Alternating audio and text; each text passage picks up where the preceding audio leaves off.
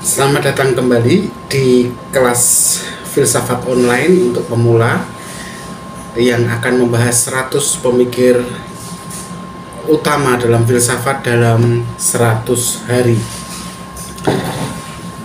Baiklah teman-teman, kali ini kita akan membahas salah satu filsuf paling berpengaruh di abad ke-20. Namanya mungkin teman-teman sudah mengenal ya, karena sering tersebut ya, namanya Ludwig Wittgenstein ya, Ludwig Wittgenstein. Dia adalah filsuf yang berasal dari Austria, dan kalau kita pelajari sebenarnya kita mungkin akan mampu mengubah cara kita memandang bahasa dan makna. Dan karena memang kejeniusannya, pemikiran Wittgenstein itu sampai hari ini masih relevan teman-teman. Adakah yang ingin tahu tentang pemikiran Wittgenstein? Mari kita mulai.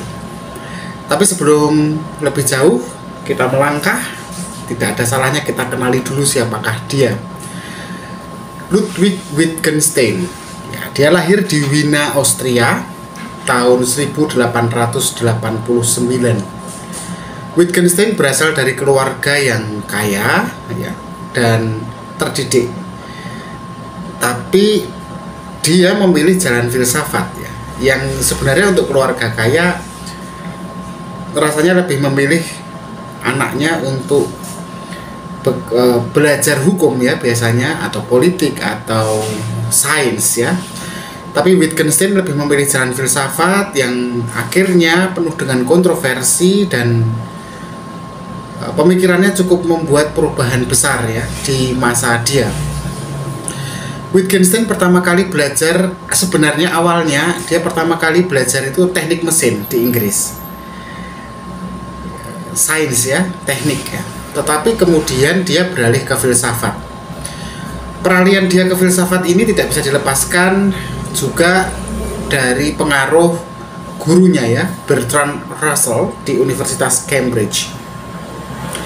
Keputusan Wittgenstein untuk menekuni filsafat akhirnya memang mengarahkan dia untuk memberikan kontribusi yang besar dalam pemikiran analitik ya, seperti gurunya Bertrand Russell kan pemikir analitik ya, dan utamanya juga dia memberikan sumbangsih besar dalam filsafat bahasa.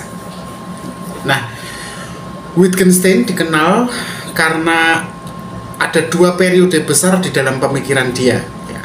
Jadi dia dalam pemikiran dia itu ada dua fasenya ya, fase pertama dan fase kedua.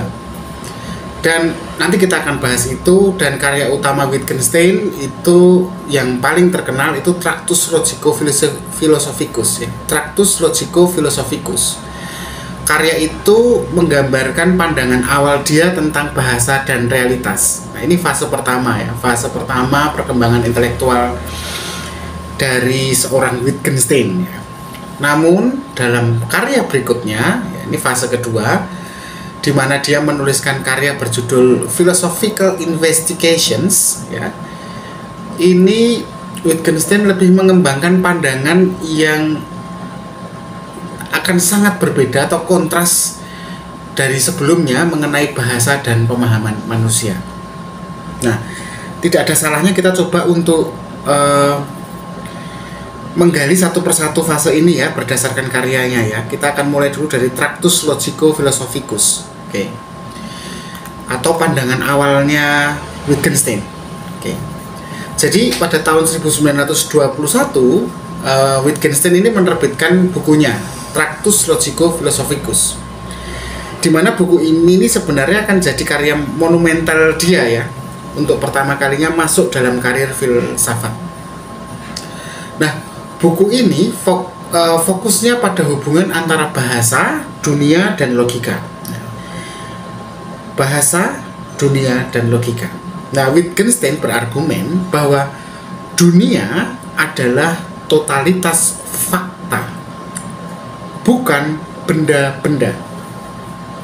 Artinya gini, apa yang ada di dunia ini adalah peristiwa atau keadaan, bukan entitas yang statis atau diam. Nah, dalam Traktus, Wittgenstein mengemukakan gagasan bahwa bahasa berfungsi sebagai gambaran dari dunia. Dunia yang apa? Yang totalitas fakta, gitu, yang berisikan peristiwa atau keadaan. Nah, bahasa fungsinya memberi gambaran mengenai itu tadi. Dengan kata lain, kata-kata dalam bahasa itu menciptakan gambar-gambar mental, gambar-gambar mental yang mencocokkan fakta-fakta di dunia nyata, ya, dengan gambaran mental yang ada itu tadi, gambaran yang ada di dalam pikiran, maksudnya gambaran mental. Nah, Wittgenstein kemudian memperkenalkan konsep tentang, kalau begitu ada batasannya nggak bahasa yang isinya tadi adalah gambaran mental itu? Oh, menurut dia ada batas-batasnya. Dia lantas mengatakan ada batas-batas bahasa, yaitu bahwa apa yang tidak bisa diungkapkan dengan bahasa adalah hal yang tidak bisa dipikirkan atau dipahami.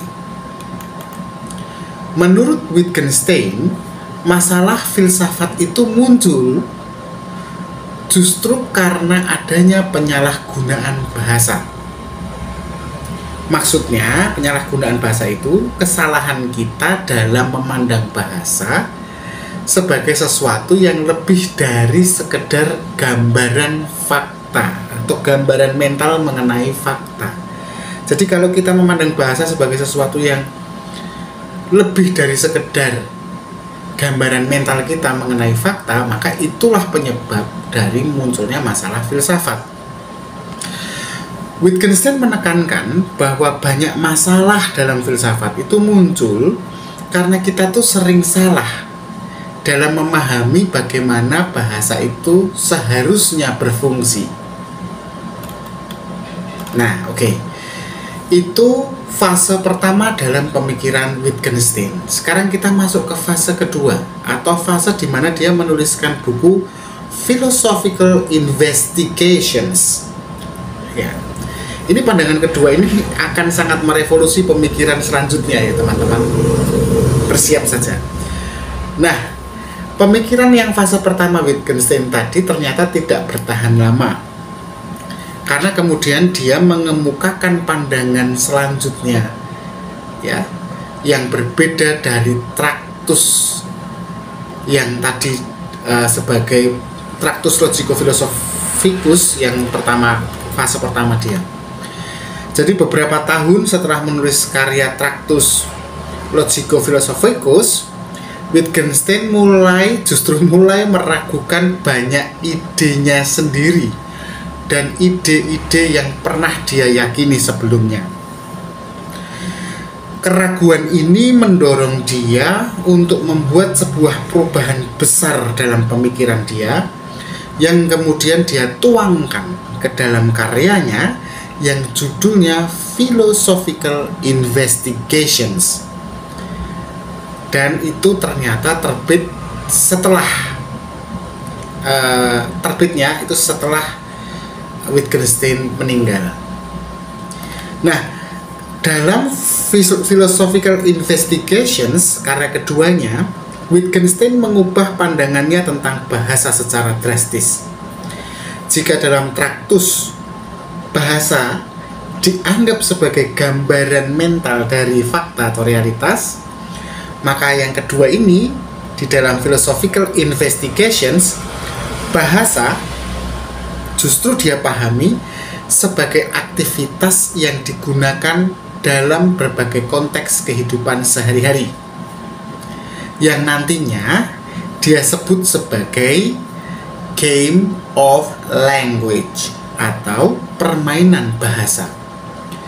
Dalam permainan bahasa itu, kata-kata memiliki makna bukan karena mereka mencocokkan fakta yang satu dan yang lain di dunia, melainkan karena kata-kata itu digunakan dengan cara tertentu dalam berbagai bentuk kehidupan.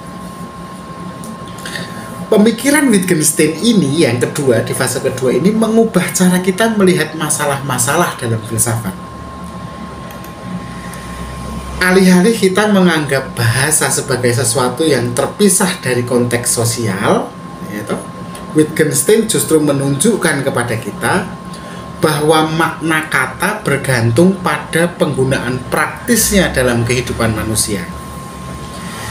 Nah, pemikiran kedua Wittgenstein ini kan revolusi besar ya dalam filsafat bahasa, yang kemudian nantinya akan mempengaruhi banyak aliran-aliran filsafat berikutnya, termasuk aliran pragmatisme dan aliran-aliran dalam filsafat yang kontemporer atau filsafat-filsafat hari ini gitu ya.